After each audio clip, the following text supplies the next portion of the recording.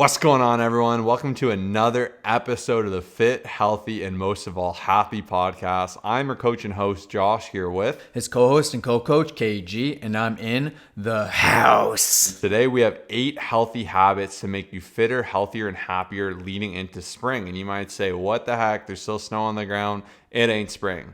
I got a rough awakening for everyone here. And 11 days is technically the first day of spring. If you're listening to this on March 9th when it comes out, March 20th is the first day of spring, which is absolutely crazy. And myself and Kyle, we believe early is on time is late, and late is unacceptable. And if you want to start building your summer body, you got to get after it now because spring's coming up, takes time, and this is where we can build really good habits vaulting into the summer. So even if you haven't been perfect over the winter, you've had challenges, you're not where you want to be, we're going to give you 8 killer tips and habits to make sure you are ready for what's to come.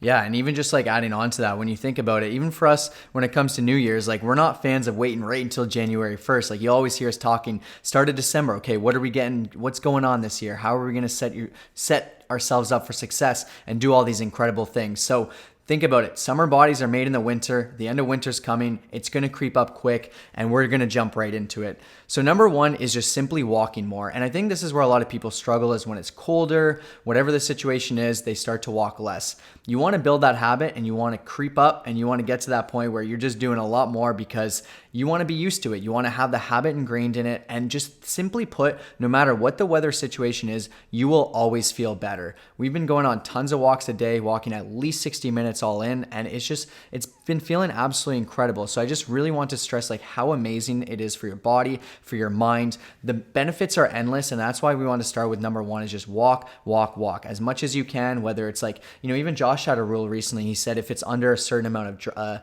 if let's say it's under, 30 minutes, we'll go for a walk and walk there instead of driving. I thought that was so powerful because it's something that leaves you feeling so great. And I've started to add in a lot of different habits, even after every single dinner, trying to go for about 10 to 15 minute walk. Digestion's improved. You start to feel so much more clear. It is one of the habits that will pay you back again for the rest of your life. And it's so important. It's just such an easy habit to get going. And when you get it going, it's so easy to keep just being consistent with it and wanting to do it more. I love doing 10 to 15,000 steps a day. I feel great there. I get fresh air. I get to listen to a podcast, an audiobook, or just listen to nature. I get to feel the sun on my skin. Like the health benefits are just numerous. And even the leading back expert in the world, Stu McGill, mentions that with every meal, a good little hack you can do is every meal after or before, go for a 10 to 15 minute walk. It's going to aid in digestion. It's going to aid with energy. It's actually a light appetite suppressant as well, which can be good if you do that beforehand. It can get your body going. Like the benefits are so numerous, and you might say, well, this is a small thing, this is my full transformation. You'd be amazed just regulating. If you're someone who's only moving 4,000 steps a day, going up to 10, 15,000 steps, that can increase your maintenance of how many calories you can eat exponentially and allow you to enjoy more great food.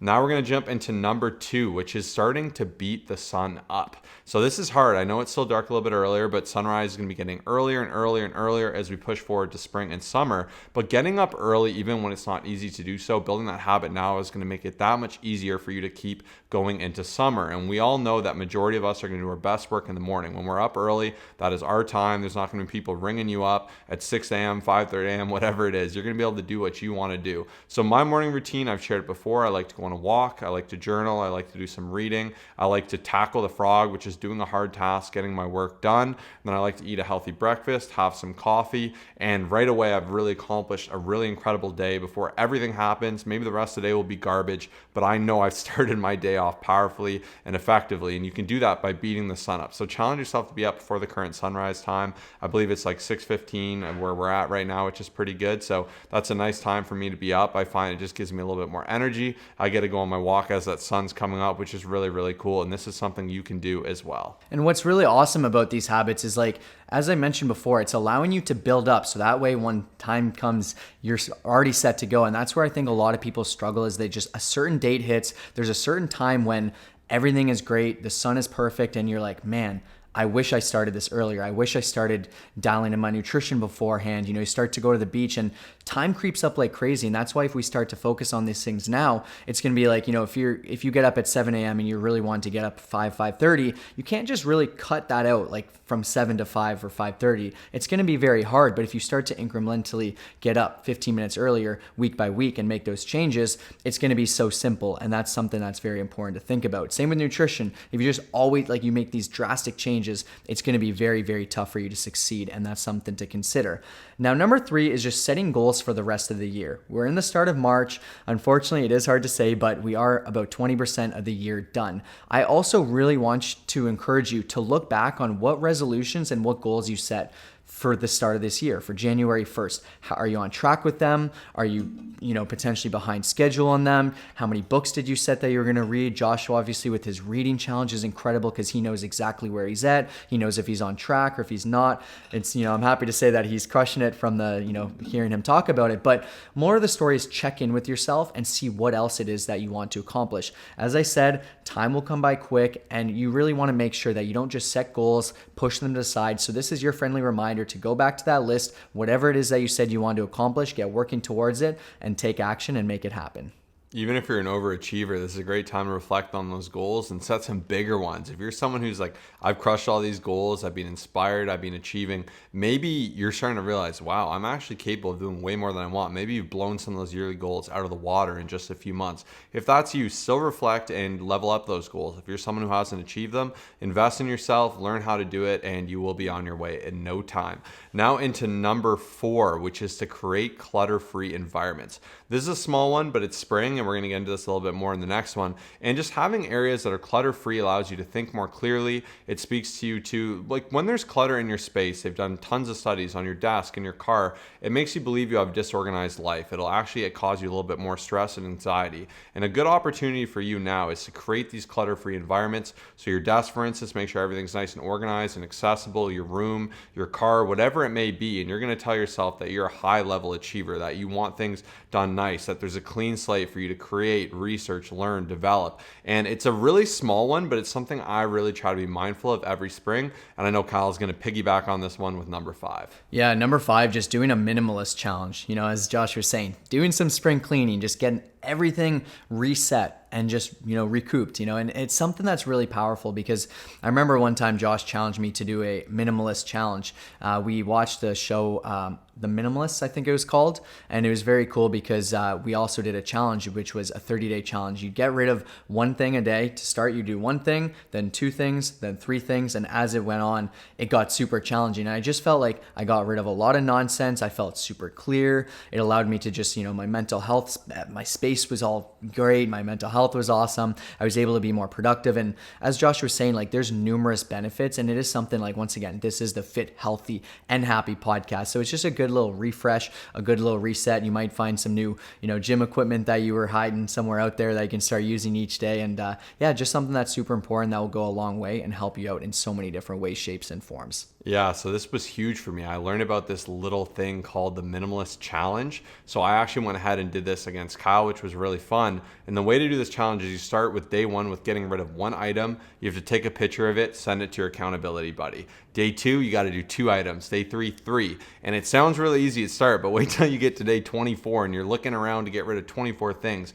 By the end of this, you're going to be getting rid of hundreds and hundreds of unnecessary items, cleaning your house. It gamifies it. It makes it easy. It makes it fun. This is a great way to get into minimizing your space and maximizing your environments. Now we're going to go ahead and jump into number 6, which is start to turn off those screens. Maybe you've been hibernating all winter, DoorDashing it, watching Netflix, loading up, catching up on some TV shows. And at the end of the day, that's okay, but let's move forward here. It's spring. It's time to get out there. It's going to get real pretty outside. Go out, do some fun things, take out your running shoes, go to the park, go on some more walks, go on a hike. Just get out there. Even when the weather isn't perfect, just get out there, do what you can, be maximal in this time, make the most of it, and just try to limit that screen time. Another great challenge is trying to bring your screen time down. This is something we've been really aware of, and even if you have a really small screen time, you can still improve. If you're doing 10 hours a day, let's get that down to 8. Like, just set little goals, try to be off that screen more, be present, be out in the world. We always like to say nothing good happens at home. When you're out, you see fun things. Even just walking the streets yesterday,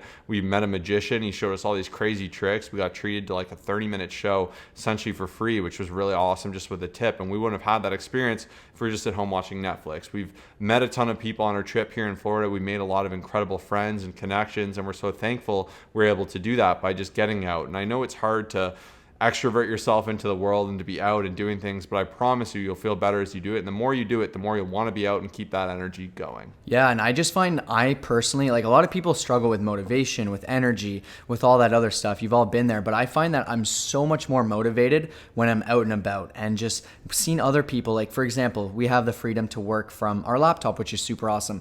When we go to Starbucks and we sit there and we grab our coffee, we see other people doing some meetings, all that other stuff. It's amazing how much work you can get done. Same with going to a gym. And I did want to challenge you here as well, right? I know a lot of people, their situation is awesome at home. They've got a little bit of a home gym set up, but any of my clients who said, you know what, Kyle, I'm going to get myself to a gym. They've reported that their workouts are way better. They spend more time there, which is super awesome. You know, once again, I know time is always a bit of an issue for some people if you are working out at home, and whatever, your situation may be different, but more of the story is that getting out there goes such a long way. And even myself, I've set a goal to do one 5K hike every single weekend from March to the end of the year. So I'm super excited about that. I'll probably be doing it on Sunday mornings, but more of the story is get outside, get some fresh air, the benefits of the vitamin D, the sun hitting down on you, even if there's not a ton of sun, it is endless and it'll go such a long way.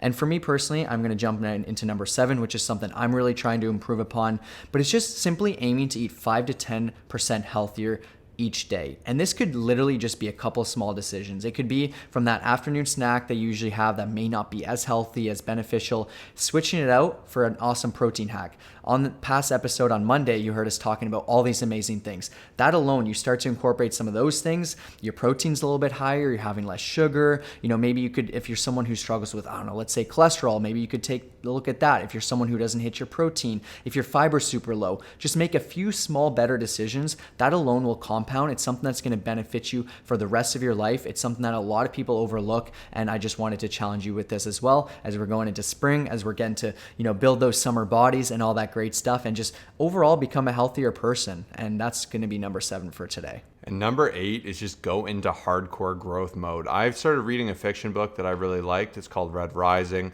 and I don't want to spoil too much of it. I haven't really read many fiction books. I've read hundreds of nonfiction books, but I've been trying to find good fiction books just to read before bed. I've started reading on my Kindle. I found it's been a positive thing that helps me get tired. It's nice. There's no blue light, and it's a great ability to read more, and I do enjoy some good stories. Anyhow, I was reading that, and essentially, I don't want to spoil the book too much, but this individual needed to level up. He needed to grow. So he started doing some insane training. He started getting incredible sleep, incredible tutoring, all these different things, reading all these books. Like, he just went in this crazy growth mode for 3 months. And he went from being like, essentially like just whatever, to being an absolute savage, to being the pinnacle of society. And this might be an extreme transformation in 90 days, but you'd be surprised what you can do. Even the 60 days in Florida, I can definitely say I've gotten way better in mind and body and energy and drive. And if you go into growth mode and you challenge yourself and you want to level up and you want to develop your mindset and do better, you would be blown away where you can be by June. You can be in a whole new situation. You're going to enjoy your summer